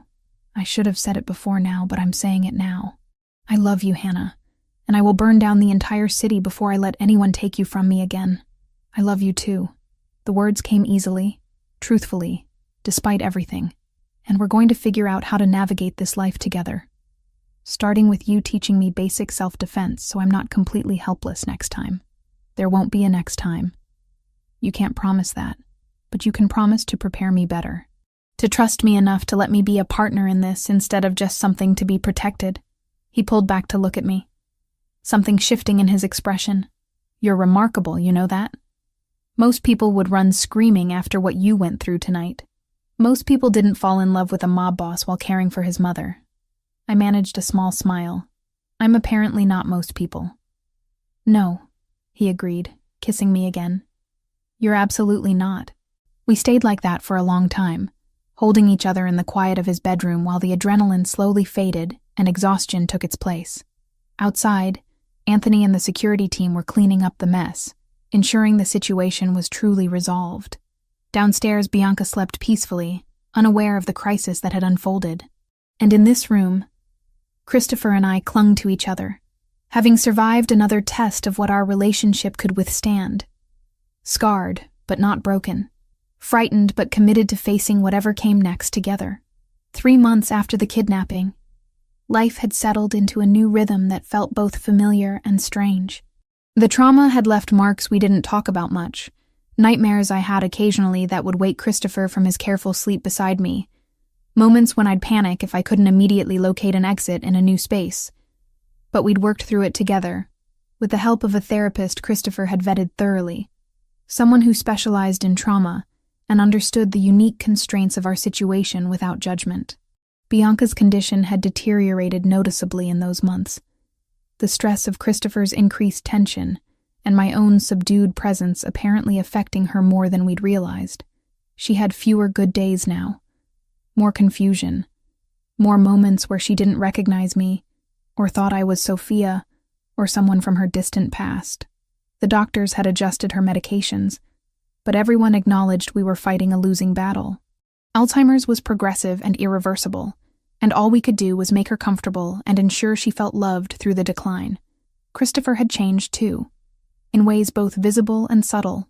He'd started the process of transitioning some of his operations, moving money and investments into legitimate businesses, real estate developments, tech startups, venture capital. It was gradual, the kind of generational shift that would take years to complete fully. But the intention was clear.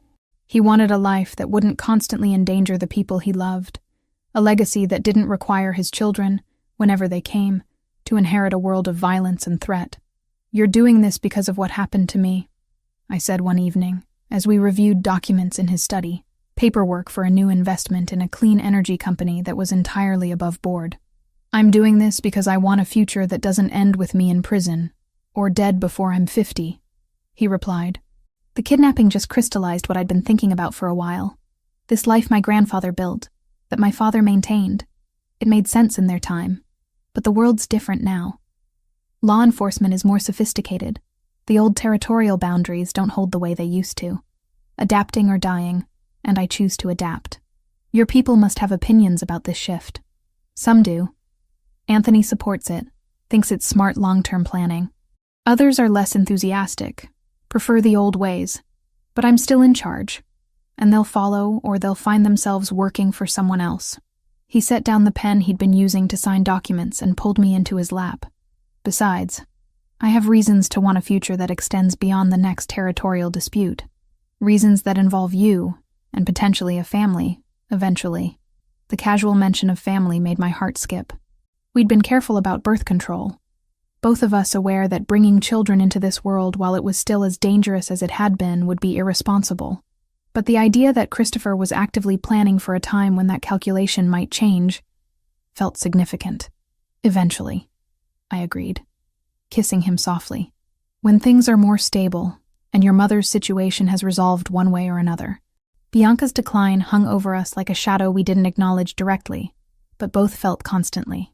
She was 64, not ancient, but the Alzheimer's was aggressive, and the trauma that had triggered it had done damage that couldn't be undone. The doctors had started conversations about what her final months might look like, about care options and pain management, and difficult decisions we'd have to make. Christopher proposed on a Tuesday afternoon in February, 5 months after I'd first helped his lost mother on that rainy street that felt like a lifetime ago now. We were in the garden despite the cold, Bianca wrapped in blankets and sitting between us on the bench, having one of her increasingly rare moments of complete lucidity. She'd been telling stories about Christopher as a boy, making him laugh with embarrassing anecdotes about his attempts to impress girls in middle school, when suddenly she turned to me with perfect clarity in her eyes. "You love my son," she said in Italian. "I do," I replied in the same language. "Very much. And he loves you. I can see it in how he looks at you, how he is when you're near. You've made him softer, better." She took my hand in her frail one. "Sophia would have liked you. She always wanted Christopher to find someone who saw past the family business to the man underneath. I wish I could have met her. She's watching, I think. Somewhere. And she approves." Bianca turned to Christopher, switching to English. "You should marry this girl before she realizes she can do better." Christopher laughed, but there was emotion underneath it. "Mama, that's not very romantic proposal advice. Romance is for young people. I'm old and dying. I can be practical." She squeezed both our hands. "Marry her, Christopher. Build a life that honors Sophia's memory by being different than what killed her. And give me grandbabies before I forget who they are." The bluntness of it, the acknowledgement of her own decline delivered with such matter-of-fact acceptance, made my throat tight. Christopher's hand tightened on mine, and I saw him struggling with his own emotions. "I was planning to ask her, Mama. Just waiting for the right moment. This is the right moment. I'm here, I'm lucid, and I want to see you do it properly." Bianca looked at me with a small smile. "He bought a ring 3 weeks ago. It's in his desk drawer, third from the left, under the files about the shipping contracts. I saw it when I was looking for stamps." "Mama," Christopher said with exasperation and affection, "you're ruining my surprise. I'm ensuring I'm present for it. There's a difference." She settled back against the bench. "Now ask her before I fall asleep or forget what we're talking about." Christopher stood and pulled me up with him, and I realized his hands were shaking slightly, nervous in a way I'd never seen him. He didn't have the ring with him. It was apparently where Bianca had said, but he got down on one knee anyway right there in the frozen garden with his mother watching. "Hannah Mitchell, you walked into my life by helping someone you didn't know, showing kindness when everyone else just walked past. You've stayed despite learning truths that would send most people running. You've loved my mother and dealt with my world, and survived being kidnapped because of me. You've made me want to be better than what I was raised to be." His dark eyes held mine with intensity that made everything else fade away. "I love you more than I thought I was capable of loving anyone. Will you marry me?" "Yes," I said. The answer immediate and certain despite all the complications that came with it. "Yes, absolutely yes." He stood and kissed me, while Bianca applauded weakly from the bench. And for that perfect moment, everything was simple and right, and full of hope for a future we'd build together. We married 6 months later in a small ceremony at the townhouse.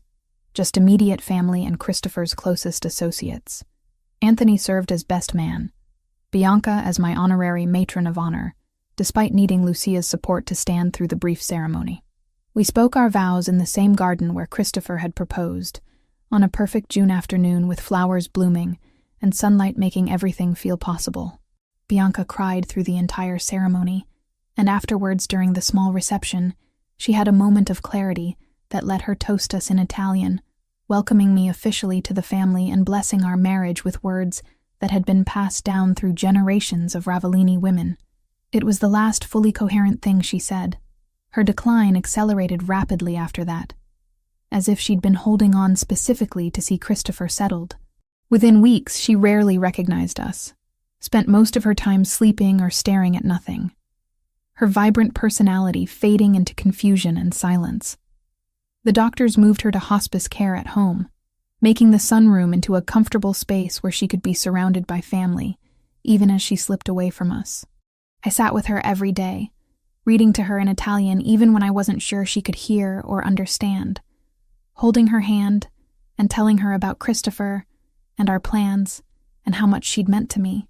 Christopher would join me in the evenings, sitting on her other side, speaking quietly about his day and his memories of her and Sophia, saying things he probably should have said years ago, but was finally brave enough to voice now. She died on a Thursday morning in early September, peacefully in her sleep with both of us beside her. Christopher held her hand and cried silently while I held him.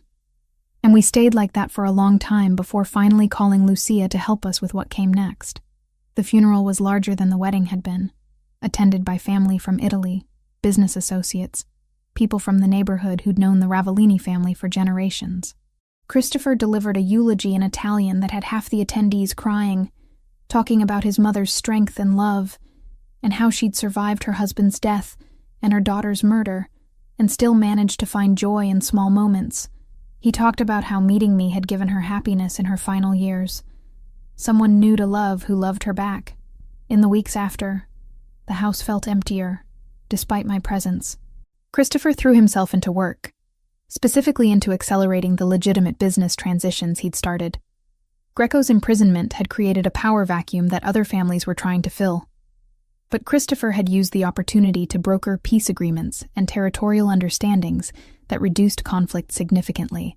He was building the foundation for a different kind of empire, one that could operate openly rather than in shadows. 2 years and a few months after Bianca's death, I discovered I was pregnant. We'd been trying for about 6 months, had finally felt stable and secure enough to bring a child into our complicated world. Christopher's reaction when I told him was pure joy mixed with terror, immediately starting to plan increased security and baby-proofing and approximately 1,000 things that didn't need to be decided in the first trimester. "We're having twins," I told him at the 20-week ultrasound, watching his face cycle through shock and delight and renewed terror. "A boy and a girl. Twins," he repeated faintly. "Of course we are. Nothing about our life can be simple."